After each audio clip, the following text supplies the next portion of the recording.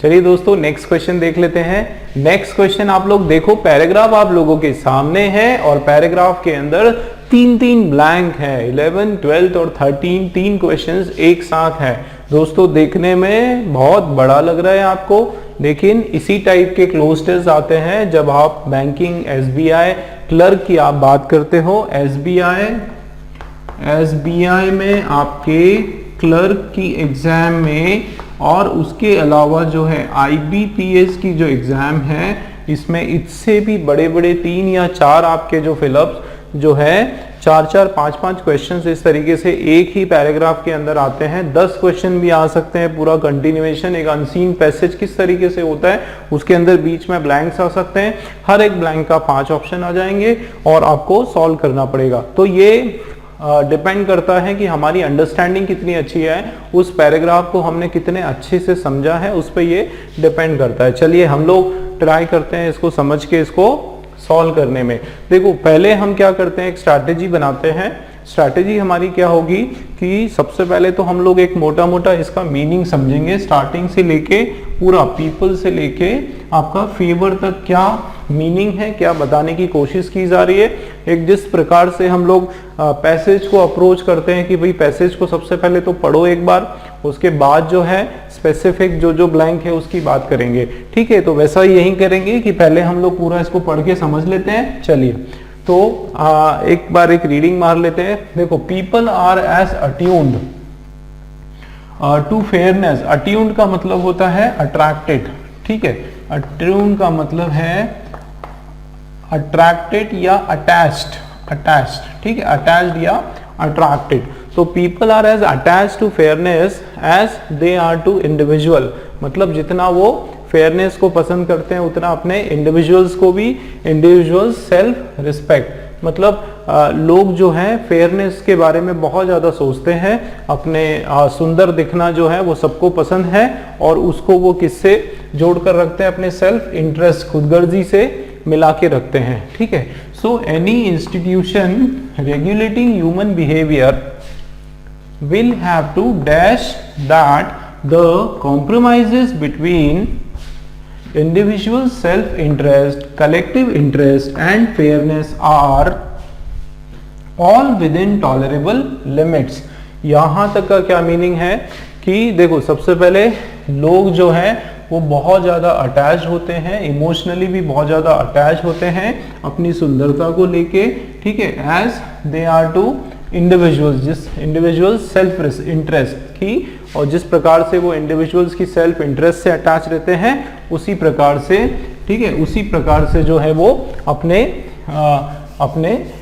किससे अटैच होते हैं, फेयरनेस से भी अटैच होते हैं। अच्छा, अब आगे क्या बोला गया है कि इसलिए, सो, ठीक है, इस कारण से कोई भी इंस्टीट्यूशन, कोई भी संस्था जो है जो रेगुलेट करती है, जो निर्धारण करती है, ठीक है, किसका निर्धारण करती है, ह्यूमन बिहेवियर का, इंसान के बिहेवियर का।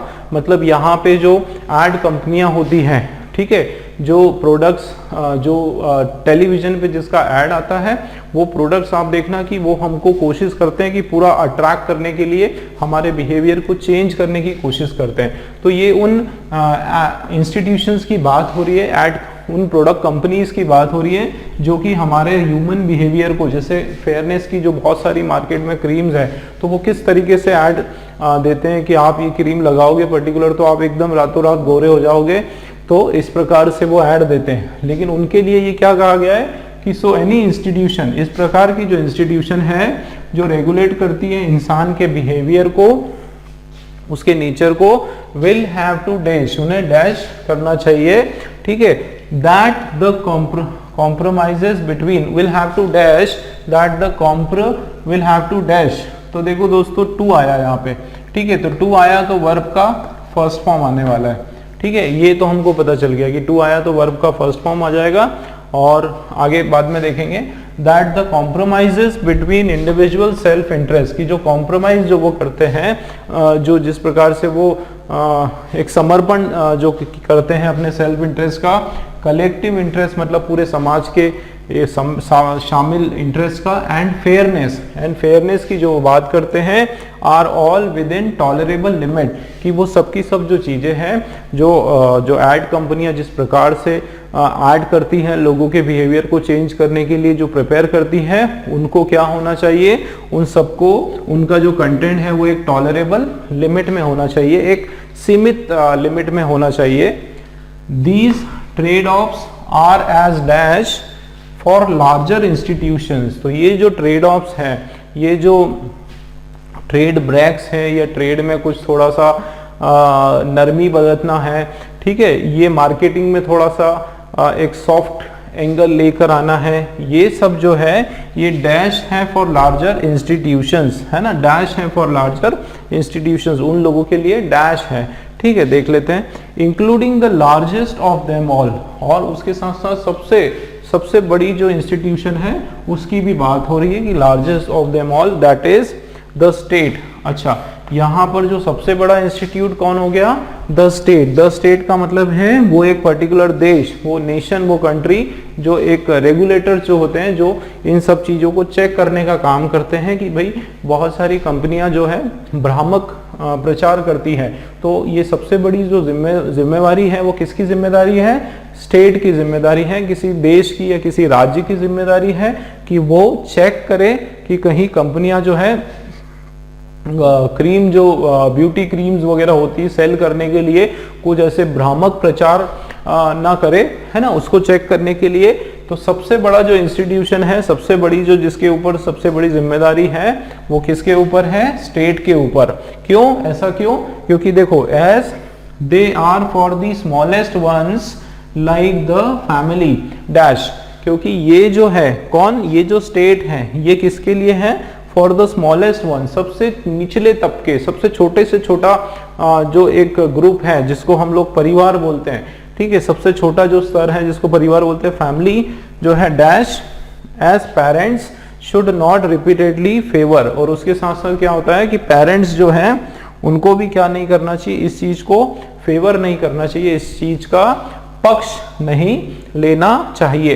तो दोस्तों एक आपको एक आइडिया ये लगा कि ये जो पैराग्राफ, चाहे आपको पूरा ये समझ में नहीं आया कोई बात नहीं, है ना, वर्ड टू वर्ड अगर आपको इसका मीनिंग समझ में नहीं भी आ रहा है कोई टेंशन नहीं, बिल्कुल इशू नहीं, बस आप ये है कि आप मोटा मोटा ये समझो कि इस पूरे पैराग्राफ के अंदर किस विषय में के बारे में बात हो रही है, सब्जेक्ट क्या है, ये आपने समझ लिया, बहुत है।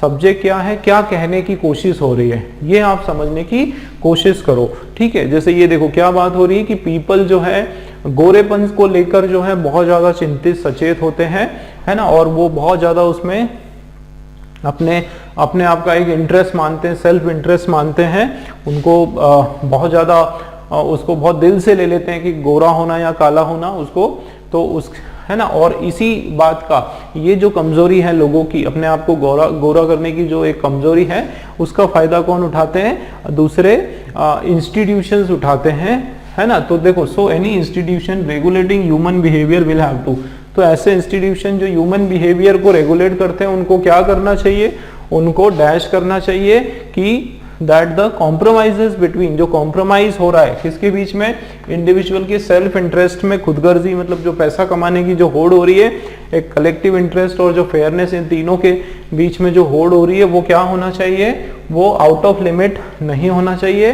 टॉलरेबल लिमिट मतलब, टॉलरेट मतलब इतनी लिमिट जिसको टाला जा सके, ठीक है, उससे बाहर नहीं होना चाहिए, लिमिट में होना चाहिए। और कुछ ऐसे ट्रेड ऑफ्स भी दिए जाते हैं, ट्रेड में कुछ ऐसी ढील दी जाती है, उनको कुछ है ना बेनिफिट्स दिए जाते हैं। R S dash for larger institutions, बड़े इंस्टीट्यूशंस के लिए भी ये होना चाहिए, including the largest of them, सबसे बड़ा इंस्टीट्यूशन यहाँ पर कौन है, एक पूरा राज्य या स्टेट है। क्यों, क्योंकि वो कौन है, they are for the smallest one, पूरे नीचे सबसे छोटे ग्रुप के लिए, जो कि फैमिली डैश, और उसके साथ साथ as parents should not repeatedly favour, parents को भी जो है फेवर नहीं करना चाहिए। तो चलिए एक, चाहे वापस मैं रिपीट कर रहा हूँ, मीनिंग नहीं आए कोई बात नहीं, एक आपको सेंस पता चल गया कि इसके बारे में बात हो रही है। अब हम लोग हमारा फर्स्ट ब्लैंक देख लेते हैं। फर्स्ट ब्लैंक में एक इंफॉर्मेशन निकाली, वर्ब का फर्स्ट फॉर्म है। फिर आप देखो people are attune to fairness as they are to individual self interest, so any institution regulating human behaviour will have to dash, verb का फर्स्ट फॉर्म होना चाहिए। अब देख लेते हैं पॉजिटिव है कि नेगेटिव है। तो सो any institution regulating human behaviour, institution regulating, एक कोई भी इंस्टीट्यूशन जो कि ह्यूमन बिहेवियर को रेगुलेट कर रही है, उनको क्या करना चाहिए, उनको डैश करना चाहिए कि the compromise between individual self interest, ये सब जो चीजें हैं ये लिमिट में रहे। तो उनको जो भी पॉजिटिव सेंस में ही आ रहा है भाई, कोई नेगेटिविटी की तो बात नहीं हो रही, कोई अपोजिट सेंस की बात नहीं हो रही है ना। तो जब नॉर्मल सेंटेंस भी, नॉर्मल शब्द भी है तो आप मान के चलो कि वो आपका पॉजिटिव सेंस का है। चलिए ऑप्शन देख लेते हैं। देखो 11th फर्स्ट वाला ऑप्शन है इंश्योर। इंश्योर का मतलब होता है पक्का करना, है ना, उसको अश्योर करना, उसको पक्का कर लेना, टू मेक इंश्योर। तो यहाँ पे इंश्योर जो है आपका वर्ब का फर्स्ट फॉर्म है और पॉजिटिव का है। देखो क्या हो सकता है, क्या regulating human behaviour will have to ensure, इस बात का उनको क्या करना पड़ेगा, इस बात का उनको वो ये इस बात को उनको पक्का करना पड़ेगा कि वो जो कॉम्प्रोमाइज हो रहा है बिटवीन इंडिविजुअल के सेल्फ इंटरेस्ट, कलेक्टिव इंटरेस्ट और फेयरनेस, वो सब क्या हो, टॉलरेबल लिमिट में हो। तो बिल्कुल ये बन रहा है यहाँ पे, ठीक है, बिल्कुल यहाँ पे आ रहा है। तो ये हमारा हो सकता है, ठीक है, लेकिन अभी हम लोग इस पे फाइनली इसको नहीं बनाएंगे।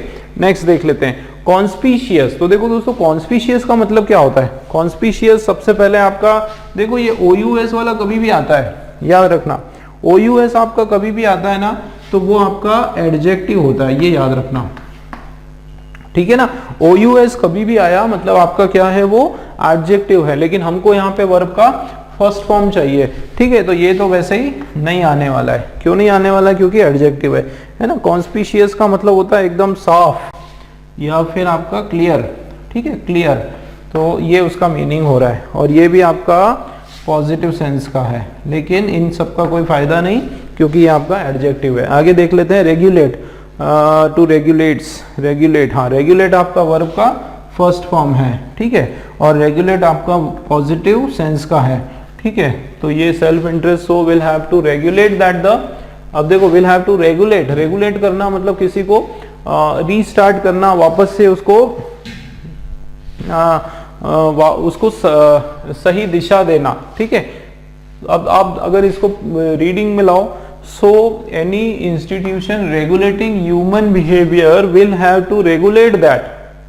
ध्यान दो, क्या ये आपका सेंटेंस में आ रहा है। सो एनी इंस्टीट्यूशन जो पहले से ही रेगुलेट कर रहा है, देखो any institution regulating the human behaviour will have to regulate that, will have to regulate that, will have to regulate that बिल्कुल नहीं होगा, है ना। आपका ये मीनिंग वाइज यहाँ पे रॉन्ग हो रहा है, तो रेगुलेट को कट कर दो, है ना, मीनिंग ही नहीं जम पा रहा, उसमें फिट ही नहीं हो रहा है, रेगुलेट करने की बात नहीं हो रही। Will have to sure that, ठीक है, तो will have to sure that, तो टू श्योर, तो श्योर जो है will have to sure that, उसको ये कंफर्म करना पड़ेगा, तो will have to make sure. दोस्तों श्योर जो है आपका वो नाउन है, श्योर आपका वर्ब नहीं है, श्योर आपका क्या है, श्योर तो आपका नाउन है, या आपका कई बार नाउन भी हो सकता है, श्योर आपको एडजेक्टिव की तरह काम करेगा, ठीक है, या एड वर्ब की तरह काम करेगा, ठीक है, श्योर एडवर्ब की तरह काम करेगा, एडजेक्टिव की तरह काम करेगा, है ना। सॉरी, श्योर का नाउन तो श्योरिटी होता है, श्योरिटी, सॉरी, तो ये आपका नाउन नहीं है, ठीक है, नाउन नहीं है, लेकिन आपका क्या है, ये आपका नाउन नहीं है, ये क्या है आपका एडजेक्टिव या एडवर्ब हो सकता है। तो आपका एडजेक्टिव एडवर्ब है, मतलब ऑप्शन से बाहर हो गया। सर्टन, सर्टन मतलब ये भी, सर्टन का मतलब भी श्योर ही होता है, ठीक है, 100% श्योर होना, ये भी आपका वही एडजेक्टिव हो गया और एडवर्ब हो गया, मतलब ये भी नहीं आएगा, टू सर्टन नहीं आएगा। अब बचा क्या हमारे पास, फाइनली इंश्योर हो गया, और कौन सा हमने लिया, बाकी कैंसिल कर दिए। चलिए इंश्योर ही आपका जम रहा है, स्टार्टिंग में ही पता चल रहा है, देखो विल हैव टू इंश्योर, उनको इस बात को पक्का करना, श्योर करना, ठीक है, टू मेक श्योर। तो ये इंश्योर का मतलब होता है मेक श्योर, मेक श्योर, तो मेक भी आ गया ना वहां पे, तो टू मेक श्योर, तो will have to ensure that the compromises, मतलब हमारा ए वाला दोस्तों करेक्ट है, ठीक है, क्लियर है, आया समझ में। फर्स्ट वाला हमने किया। चलिए 12th वाले पे देखते हैं, यहीं से रीड करते हैं। So any institution regulating human behavior will have to ensure that the compromises between individual self-interest, collective interest and fairness are all within tolerable limit. सबके सब कैसे होना चाहिए, एक लिमिट में होना चाहिए जिसको हम टाल सकें, टॉलरेबल लिमिट में होना चाहिए. These ट्रेड ऑफ, ये जो ट्रेड कट्स हैं, ट्रेड बेनिफिट्स हैं, आर एज, देखो एज आ गया तो are as dash for larger institutions, तो are as dash for larger institutions. तो इसका देख लेते हैं हम लोग. तो आर एज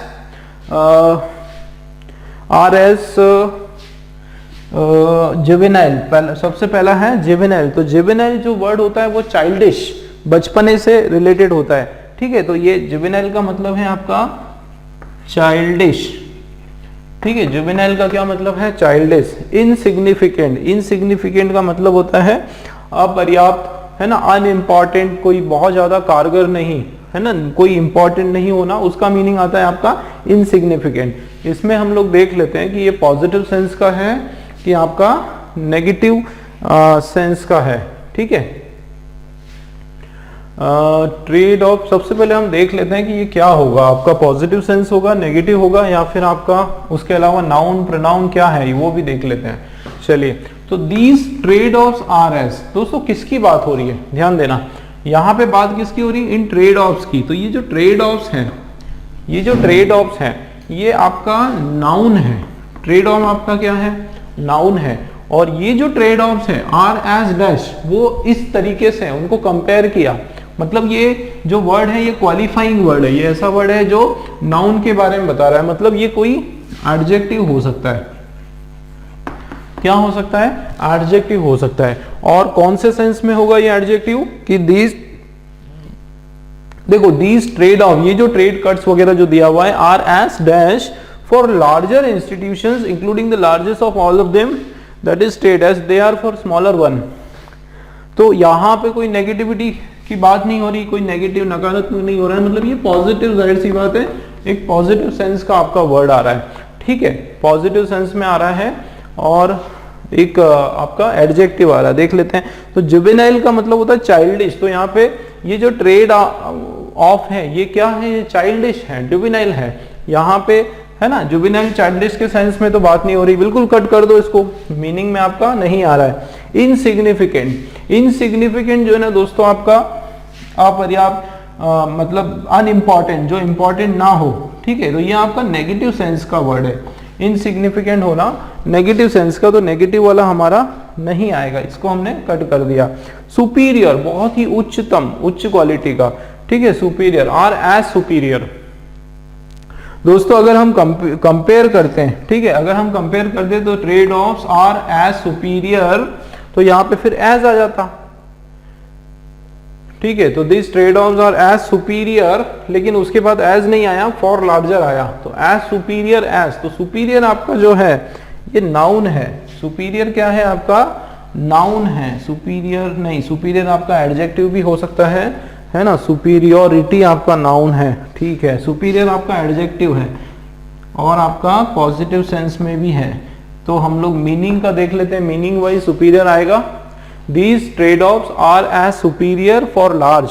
देखो एज सुपीरियर, एज ज्यादा ठीक लग रहा है ना, क्योंकि कंपैरिजन के लिए यूज हो रहा है ना. एज ब्यूटीफुल, एज सुपीरियर, है ना. तो एज, तो ये सुपीरियर जो वर्ड है वो कंपैरेटिव के सेंस में आ रहा है ना, कि यू आर सुपीरियर देन मी.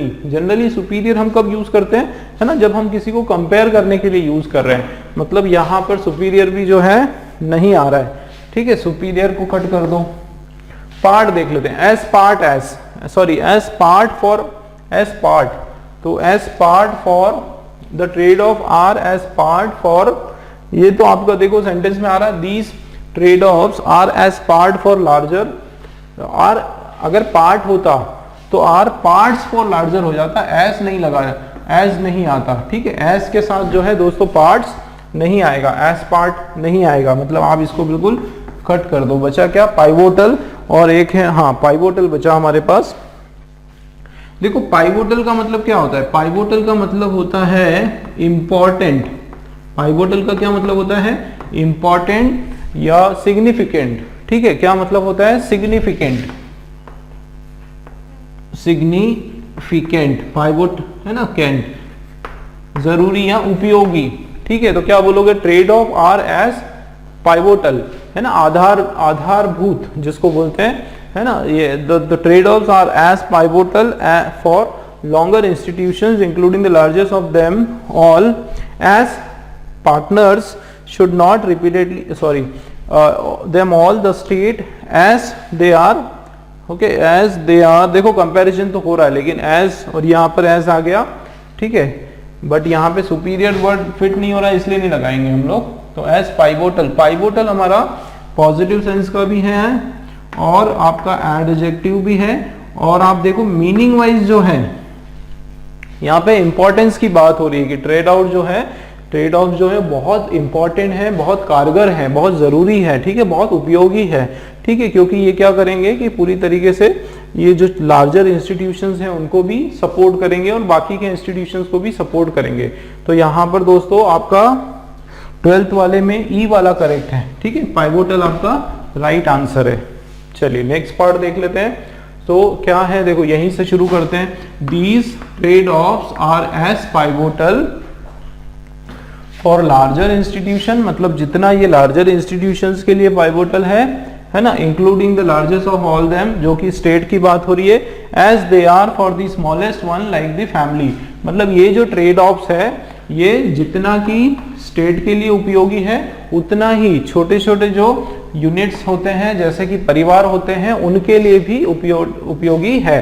तो these trade offs are as pivotal for larger institutions including largest of all of them that is the state as they are for the smallest one like the family dash as parents should not repeatedly favor।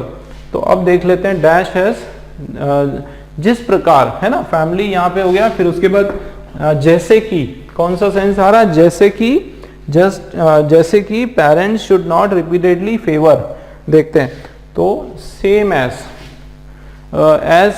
They are for the smallest one like the family same as parents. तो यहाँ पे देखो ये जो बात हो रही है दोस्तों, और यहाँ पे सेम एज पेरेंट्स, अगर मैं यहाँ पे सेम लगा देता हूं तो पेरेंट्स की तरह, तो यहाँ पे पेरेंट्स का तो कोई कंपैरिजन वाली बात नहीं हो रही है ना, तो यहाँ पे मीनिंग वाइज सेम नहीं आएगा। So as parent, so as parents should not repeatedly favor, so as parent। तो देखो so के साथ as एक साथ नहीं आता है, ठीक है, he is so beautiful as my sister, तो so के बाद as इस तरीके से लगा सकते हैं। so और as का जो है कॉम्बिनेशन एक साथ नहीं आता है। कभी आपने देखा so as है ना, तो so के साथ as यहाँ पे नहीं लगेगा, ये आपका क्रॉस हो गया। likewise as, ये likewise और सेम एक ही हो गया, ठीक है, लाइकवाइज और सेम एक ही हो गया, है ना, लेकिन यहाँ पे हम लोग लाइकवाइज एज पेरेंट्स, पेरेंट्स की कोई कंपैरिजन की बात तो हो नहीं रही है। अब क्या बचा? इन केस एज और जस्ट एज। तो including the largest of all them the state as they are for the smallest one like the family just as parents should not repeatedly favour. तो ये यहाँ पे बात किसकी हो रही थी? स्टार्टिंग में आपकी फेयरनेस की बात हो रही थी, है ना। तो जस्ट एज का मतलब इसी प्रकार से, उसी तरह से क्या होना चाहिए कि पेरेंट्स जो है उनको भी बार बार इस चीज को फेवर नहीं करना चाहिए। इन केस, तो इन केस कब आता है? In case as family favours should not favour नहीं आएगा। इन केस फैमिली की यदि इन केस का मतलब यदि हो रहा है, तो यदि अगर हम लोग लगाएंगे तो ये इनकम्प्लीट हो जाएगा सेंटेंस, यहाँ पे हमको कुछ और कंडीशनल डालना पड़ेगा।